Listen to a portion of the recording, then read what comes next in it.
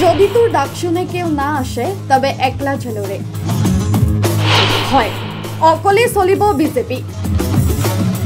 অকলে যুঁজিব বিজেপিয়ে বড়ভূমিৰ ৰাজনীতিত শীঘ্ৰে সলনি হ'ব ৰং পৰিষদীয় ৰাজনীতিত বড়ো আঞ্চলিকতাবাদ বনাম বিজেপি কি পৰ্যায়ত আছে বিজেপি ইউপিপিএলৰ মাজৰ মিত্ৰতা কি হ'ব বিটিসি নিৰ্বাচনত অকলে যুঁজিব খোজা বিজেপিৰ ৰণনীতি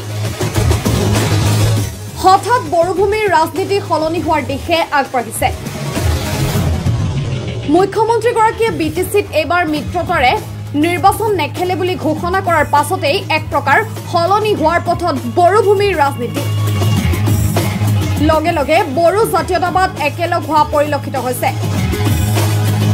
বিশেষকৈ বড়ভূমিৰ অন্যতম জাতীয় ছাত্ৰ সংগঠন এপছুৰ সভাপতি দীপেন বড়ুৱে বিপিএফ আৰু ইউপিপিএলৰ একত্ৰীকৰণৰ পোষকতা কৰিছে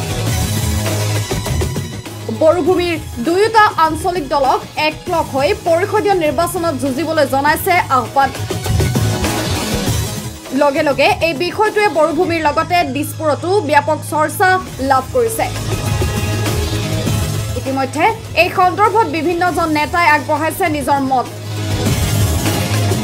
বিটিআৰৰ প্ৰভাৱশালী বিজেপি নেতা তথা ইএম অৰূপ কুমাৰ দেৱে এই সন্দৰ্ভত বিশ্ববিখ্যাত যদি তোৰ ডাক শুনে কেউ না আসে তবে একলা চলৰে শীৰ্ষক গীতটিৰ উদাহৰণ দি নাম নোলোৱাকৈয়ে এপছুৰ সভাপতিক দিলে এইদৰে উত্তৰ যদি তোৰ ডাক শুনে কেউ না আসে তবে একলা চলৰে এই গানটোৰ লগত এটোৰ অলপ মিল আছে সেইকাৰণে আমি অহাবাৰ আমি মুখ্যমন্ত্ৰী কোৱা মতে অকলে আমি নিৰ্বাচনত প্ৰতিদ্বন্দ্বিতা কৰিম অকলে আৰু ৰাইজৰ মনত আমাৰ বিটিআৰৰ বহু কেইটা দলৰ চিন্তাধাৰাটো অলপ বেলেগ তেওঁলোকেও ভাবিব লাগিব আৰু ভাবিব যে বিজেপি কিমান শক্তিশালী বিটিআৰত এইটো অহা দিনত গম পোৱা যাব এইটো আমাৰ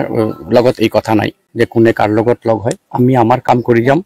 আমি আমাৰ দলক আগবঢ়াই লৈ যাম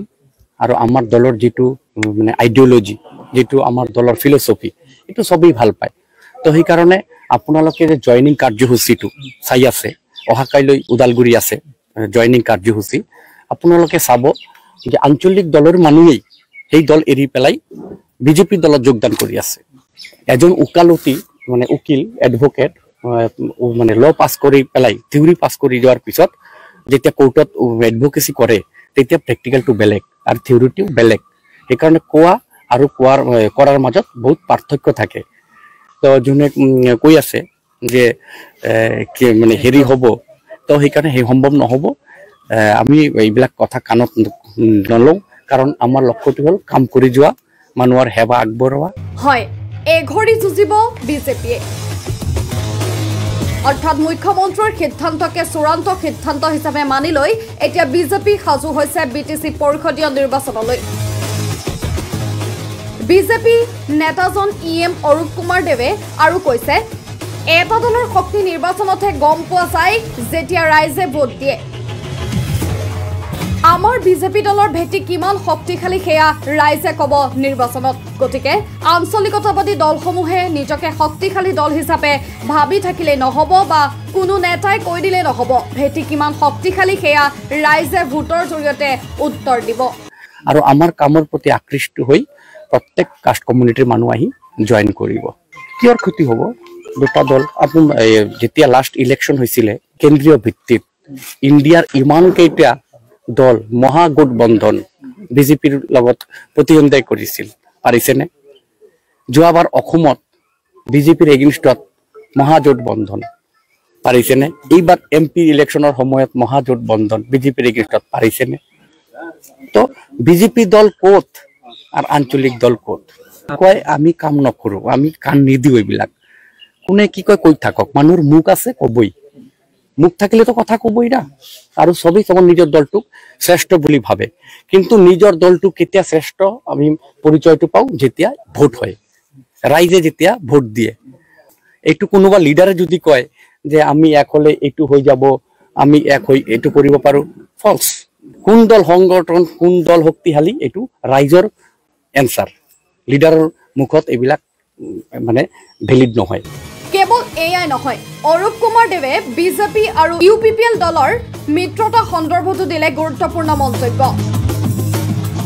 প্ৰকৃততে এই মিত্ৰতা বৰ্তমান কি পৰ্যায়ত আছে সেয়া ভালদৰে সাংবাদিকৰ আগত বুজাই দিলে বিজেপি নেতাগৰাকীয়ে। আৰু মিত্ৰতা আমাৰ আছে। মই আৰু একটা কথা স্পষ্ট কৰি দিওঁ, UPPL লগত আমাৰ মিত্ৰতা আছে। ধৰক আপোনাৰ লগত মোৰ ফ্ৰেণ্ডশ্বিপ আছে, আপুনি মোৰ বন্ধু, আপুনি যেনেকৈ সাংবাদিক, মই কৈ আছো আপুনি মোৰ বন্ধু। যেতিয়া এক্সাম আহিব তেতিয়া আপুনি বন্ধু কাৰণে কি মই পঢ়া শুনা কমাই দিম নেকি? মই সদায় বিচাৰিম যে আপোনাতকে মই যাতে মাৰ্ক বেছি পাওঁ। বন্ধু বন্ধুৰ ক্ষেত্ৰত আছে। যেতিয়া এক্সাম আহিব তেতিয়া মই ভাবিম যে মেথামেটিক্সত এক্সামত মই আপোনাতকে নাম্বাৰ বেছি লওঁ। কোনে মেধাৱী ছাত্ৰ এইটো আমি পৰিচয় কৰিম দুজনৰ মাজত। এতিয়া আপোনাৰ মিত্ৰতা আছে কাৰণে কি মই বহি থাকিম নেকি? মই যে কিমান মেধাৱী এইটো আপোনাক বুজাব নালাগিব? এইটো বিজেপি দখল নকৰে। ভোটদান কৰিব ৰাইজে ভোট দিব, ৰাইজে চৰকাৰ আনিব। ৰাইজে কাক চৰকাৰ আনিব এইটো সময়ৰ কথা মই ক'লো। দল মানে কি? দল মানেই চৰকাৰ, চৰকাৰ মানেই দল, আৰু দল মানেই ৰাইজ, ৰাইজ মানেই দল। তো চৰকাৰ বিজেপি দখল কৰিব না কি কৰিব সেইটো মই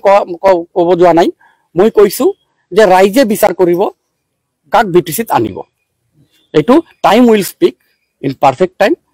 that which government will rule in BTC upcoming 2025. Bureau Report, Pratibimbo Live.